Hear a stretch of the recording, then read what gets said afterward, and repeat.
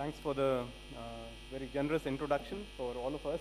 And let's hope we are able to live up to the name and really talk about something insightful and hold your attention for next 40, 50 odd minutes.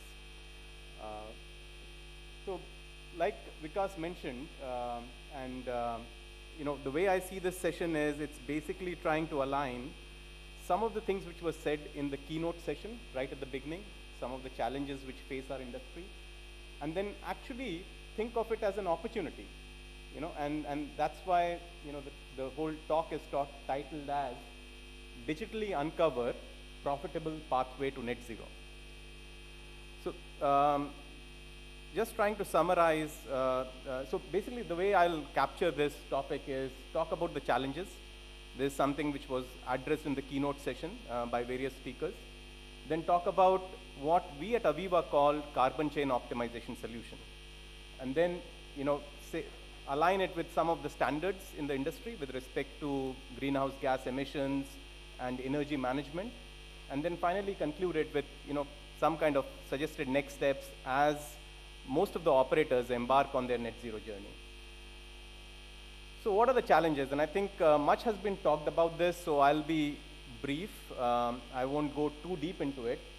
But on the screen, on your left-hand side, you can see a lot of investment is going into this area of net zero. So those are some of the top companies spending billions of dollars. On the other side, what you see is what are the technologies, what are the options available, what are the initiatives available to these companies as they embark in net zero. So the curve there is called carbon abatement curve. And then what it is signifying is what are the initiatives which you can take, how much carbon dioxide or GHG emissions they can abate, and what is the cost. Right at the beginning, you can see energy efficiency. So energy efficiency is something which can obviously bring down GHG emissions, and it comes at a negative cost, which means it actually pays for itself. As you are focusing on your energy efficiency, you are kind of reducing your fuel costs, energy costs, and also bringing down the emissions. And on the far end, you see things like carbon capture.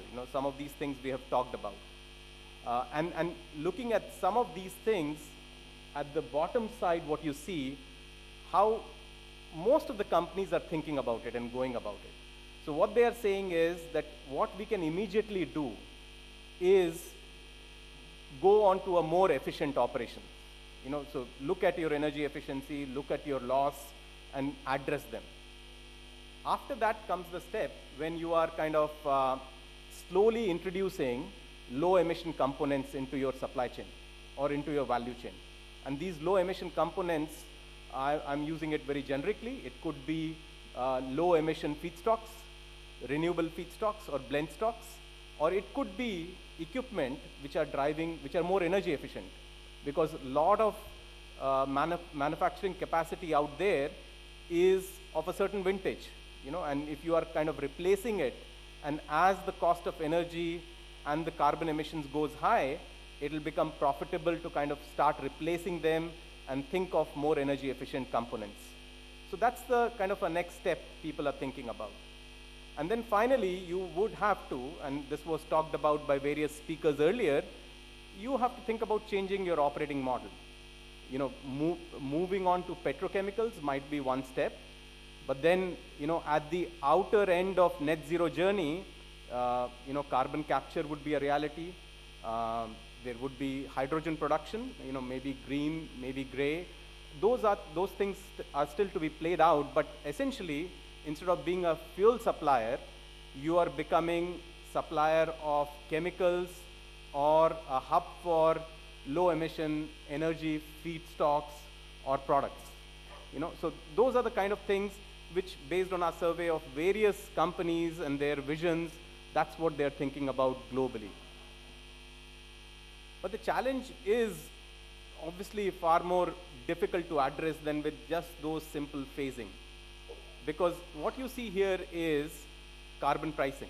And recently in COP26, there was a commitment to come out with a framework of a global reporting framework for carbon emissions by each of the companies. So that one of the challenges which we have always seen with past clean development mechanisms, CDMs as we used to call it, or current carbon pricing and carbon trading is, how do you rely on information, correct? And that is being, the fundamentals for those things are being laid as of now. And pretty soon they will be a reality. Even besides that, there are a lot of jurisdictions in the world where carbon pricing is already a reality. So if you go to somewhere in Northern Europe, the carbon price would be in range of $150 per ton. In Singapore, where I come from, the current carbon price is $5 per ton. So it's there, and the government is thinking of increasing it gradually. And soon, some of those mechanisms you will find in India as well. So you can see that the whole carbon pricing and the economics will kind of play their role as we kind of go into the future. There's also another additional uncertainty. As per a recent IEA report, which, of which an extract is being presented here, for achieving even 2030 targets, only around 80% of technology is commercially available. For achieving a 2040 or a 2050 target, almost 50% of technology is not available. So there is even a technological uncertainty in deciding, how exactly to go about those phasings which I was talking about earlier. So what all this highlights is, while there are a lot of initiatives available, which are known as of now, but there is an uncertainty related to regulations, market dynamics, and the technology, which kind of actually prevents companies from laying down a clear path to net zero. It's not possible at this point of time. In lieu of that, how do they kind of address this challenge? And this is where what we call as carbon chain optimization solution comes in.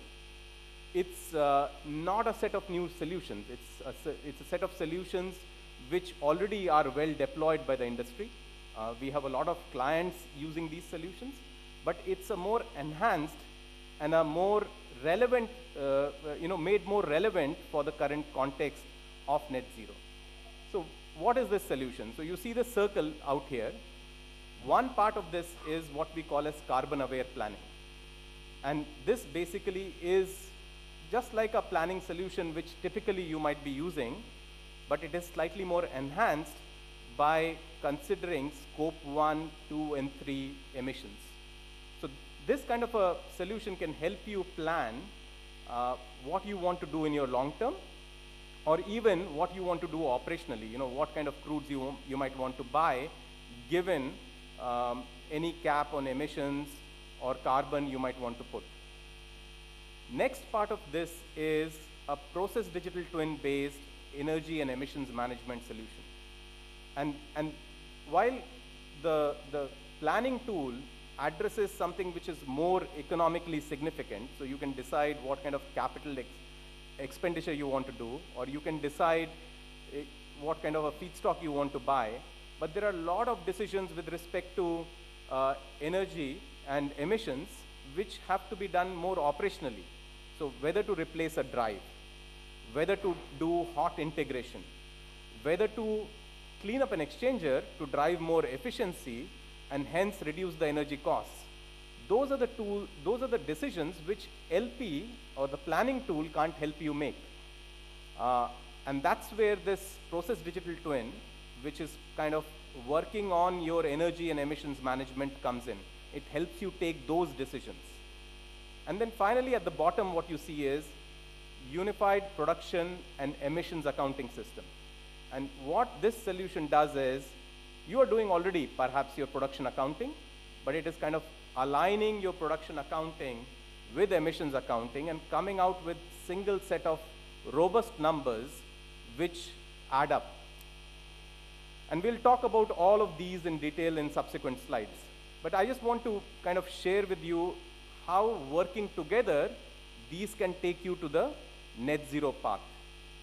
and that too profitably. So on the other side, what you see is a number of initiatives, a lot of them not yet determined, but this solution can help you identify that I want to take these initiatives in this particular order because they make economic sense. And then you baseline whether you have achieved whatever you projected using unified production and emissions accounting system, and then go further. As you make changes, obviously you will make changes to your process digital twin, you will make changes to your carbon aware planning, and from there on you can find out the next set of initiatives which will take you profitably further. Not only that, not only can it guide you throughout your net zero journey, the initial implementation itself can give you a gain of 5 to 10% because of the optimization features built into this. So if you're deploying it correctly, you straight away get those jumps using the digital technologies. And one more thing which I want to highlight, the way this solution would work is based on a plan, do, check, act kind of a framework. And it would help you do those iterations because it will bring a more techno-economic input into your planning targets. What kind of targets you want to set on your net zero journey and the achievement which you want to do as you go along that. And then also it will help you measure the gaps from your target in a much more robust and an engineering fashion. And then you can prioritize those actions based on those gaps. So it kind of really enables that PDCA approach to your net zero journey. So let's talk briefly about each of those aspects. So let's, starting with carbon aware planning, and the session, some of the panel speakers in the session before were talking about, I remember Arun mentioning that the final decisions will be made as to what their LP says. And that's where this carbon aware planning comes in. Because in a typical planning tool, what you're doing is you're talking about material flows. And in addition, what you can get an insight is, along with those material flows, how the money is flowing inside the LP tool, correct? And it'll tell you that where you can make more money, where you can make less money. In a carbon aware planning, the additional element which you are adding besides the material flows and the economics is you are modeling the carbon flow, the carbon intensity flow as well throughout your LP. So you're able to capture the scope 3 emissions contained in your feedstocks. Then when you bring them inside your refinery, you are able to model the scope 1, the direct emissions. If you are importing any electricity and steam, you are able to model the scope 2 emissions. And then finally, as you produce, you have the capability to model the scope 3 emissions of your product slate as well. And what this allows you to do is, as you can see, the green part is the future feedstock slate and the future product slate on the diagram. And as you plan to move slowly from your traditional feed slate of a crude and a mobility-based fuel products, you can gradually start evaluating which options make more sense immediately, and then subsequent years downwards using such a carbon aware planning tool, and hence bring more rigor to planning your net zero journey, which is based on pure economics and obviously the process constraints and the technological availability. The next, what we can talk about is once having planned, I just wanted to kind of add this particular component in there, is having done this planning, let's say for next 2-3 years, what is also key is closing the loop on planning. And that's where a unified project and engineering view comes in. Because the technologies which are available nowadays can help you quickly do a sustainable design. So you can quickly evaluate the renewables, the potential of the renewables, the potential of some of the green technologies like hydrogen, and then come up with a configuration and feed it into a more detailed engineering and a process engineering kind of an environment. and all this happening digitally. So you don't lose time transferring data and collaborating across different teams using more traditional methods.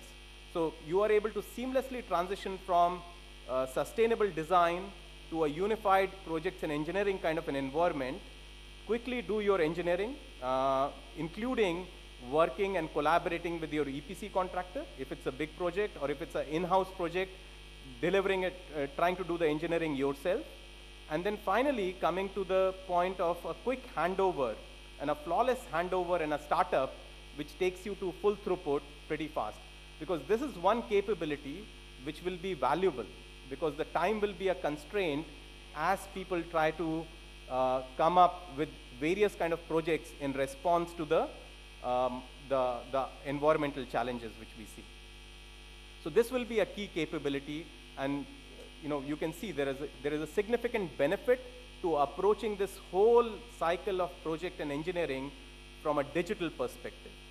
You can significantly reduce the amount of effort which goes into engineering, the amount of, there could be schedule reductions and the cost reductions you can drive, making you more agile to take on subsequent projects in a very fast fashion. Satyendra, you have 5 more minutes. Thank you. So quickly moving on to the digital twin part. And let me explain this concept, because what this process digital twin is trying to do is, it is trying to calculate the reduction potential. And this reduction potential is for energy and for emissions. So typically when you are operating your plant, you would kind of benchmark a particular process based on some kind of a static data. This could be past year's performance, it could be a benchmark from other refineries, but you would have some kind of a static number which is kind of saying that this is how I'm going to review the performance of my process. And when you compare it with your current average, you sometimes see current average go up, sometimes see current average go down, and you might take a judgment call. Okay, you have performed good this time, and you have not performed good on the other occasions. But coming from process industry, we all know that that's not the entire truth, because how you perform with respect to energy or even emissions depends on the severity of your operations. It depends on what kind of feedstock you're processing. And depending on those, the situation might be seen a little bit differently. So the bottom curve which you see, if I'm able to neutralize for these conditions, if I'm able to neutralize for the severity of operation or the heaviness of the feed, then what I get is the best achievable, best practically achievable energy consumption or emissions.